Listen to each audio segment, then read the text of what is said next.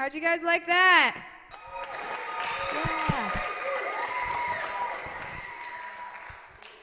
Actually, right now, since we've been showing you about how HIV works in the body and also showing you about how you can use your talents to stop HIV, we're going to ask some questions about HIV. So we're going to do our game show.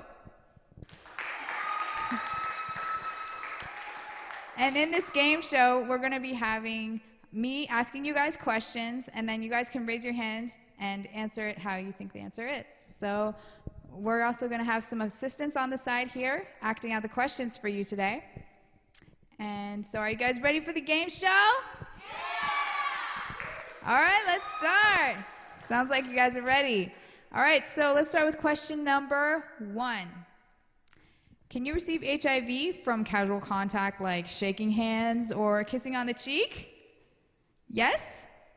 No. Yes, he is correct. Good job. Sweet. Actually, that's true. You can't receive HIV from casual contact because there's no bodily fluid being exchanged. If you're just shaking hands or hugging someone, you're not going to be exchanging bodily fluid. So you're safe with casual contact. Let's go with question number 2. Now, can you transmit HIV through sharing the same drink? Who should I pick here? Yes? I think yes. Is she correct, you guys? Actually, sorry, that's not right. But good job anyways. Let's give her a round of applause. Actually, generally, no, you can't transmit HIV through sharing the same drink, but there are some rare occurrences that can happen when one person has like a cut in their mouth. Do you guys, ever get a cut in your mouth when you floss? We all brush our teeth, right? Come on, right? Good. Well, sometimes you can get a little nick in your mouth, right? So if one or both people have little cuts in their mouths with blood within their saliva and then they share the same drink, it is tiny a possibility to transmit HIV through sharing the same drink. But it's really rare. So generally, no, you cannot transmit HIV through sharing the same drink. Let's start with question number 3. Can you transmit HIV or receive HIV through mosquitoes? Let's see. Over here? Yes. He says yes. Is he correct? No, yes. You guys aren't really sure? Well, actually, no, that's not correct. You can't receive HIV through mosquitoes. But let's give him a round of applause, you guys. Good effort. Actually, no, you can't receive HIV from mosquitoes because the virus can't survive in the mosquito's body. So let's move on to question number 4. Question number 4. If you receive HIV today and you get tested tomorrow, would your results be positive for HIV or negative for HIV? Does anybody know? Anyone want to give it a try? Yes, over here? Negative? Actually, she is correct. Good job. That's right. Your test would come back negative. And this is because the test, when you go to get an HIV test, they don't test for HIV itself. They test for something called the antibodies. And these antibodies for HIV don't develop in your system for about 3 to 6 months. So it takes a while for these to develop. So isn't that interesting? Even if you receive HIV one day, the next day it could be negative because those antibodies have not built up yet. But I have another question for you. Okay, question number 5. Can an HIV-positive woman give HIV to her unborn child? What do you guys think? Anyone want to give it a try? Yes? Yes. He says yes. That's correct. Good job. But does anyone know 3 main ways that an HIV-positive woman could give it to her child? Yes? Over here? One way. Just name one way you think she could give it. In the womb. In the womb. That's correct. Good job. Is there any other way you guys can think of? Through childbirth? Yeah, through birth, that's right. And there's one more way. Through breastfeeding, actually, a mother could give it to her child. But actually, an HIV-positive woman has about a 33% chance of giving HIV to her child. But if she takes medications, you know those ARVs that were in the skit? You guys remember those?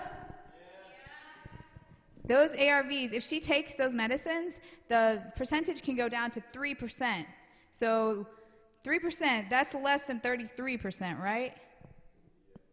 That's right. So it's a much less chance that a HIV-positive woman can give it to her child if she takes medications. So that's really good news for those people out there. So let's start with question number 6. If you received HIV today, how soon would you be contagious? Meaning, how soon could you give this virus to someone else? Would it be 1 day, 1 week, or 3 to 6 months? Anyone? Yes, over here? 1 day. He says 1 day. Is he correct? Yeah. Yes, he's correct. Good job. It only takes 1 day for your body to produce about 10 billion copies of HIV in your body. So it develops so quickly in your system. And so from the first day, you are very contagious with HIV. So it's really contagious from the first day you receive HIV, but you may not test positive for about 3 to 6 months after you receive HIV. So it's something that you have to be really aware of, that it won't show up for a while, but you can still be contagious from the very first moment you receive it, basically. And so let's end with the last question. Question number 7. Question number 7. Now this is going to be a poll, all right? What is the best way to protect yourself from HIV? Is it A, using clean needles or not sharing needles? Is it B, condoms? Or is it C, abstinence until marriage or lifetime partnership? All right, so everyone who thinks it's A, raise your hand. Everyone who thinks it's B? Everyone for C, raise your hand. All right, everyone who raised their hand for C, clap your hands, you got the right answer. Good job. Actually, let me go over these options with you. So first of all, A, using clean needles or not sharing needles. Actually, intravenous drug use is one way you can receive HIV, but it's not the biggest way you receive HIV in the world. So we're trying to find a better way you can protect yourself from HIV. So B, condoms. Actually, Johns Hopkins University did a study on condoms, and 204 couples were involved in this study. One person was HIV negative and one person was HIV positive in every one of the couples. They told these couples to use condoms consistently, correctly, every single time they had sexual contact. And out of the people who used it, 100% of the time, consistently and correctly, 25% of people still received HIV, even though they used the condoms consistently and correctly. But out of the people who didn't use condoms at all, 50% received HIV. So 25%, is that still 100% protection against HIV with condoms? No, it's not complete protection.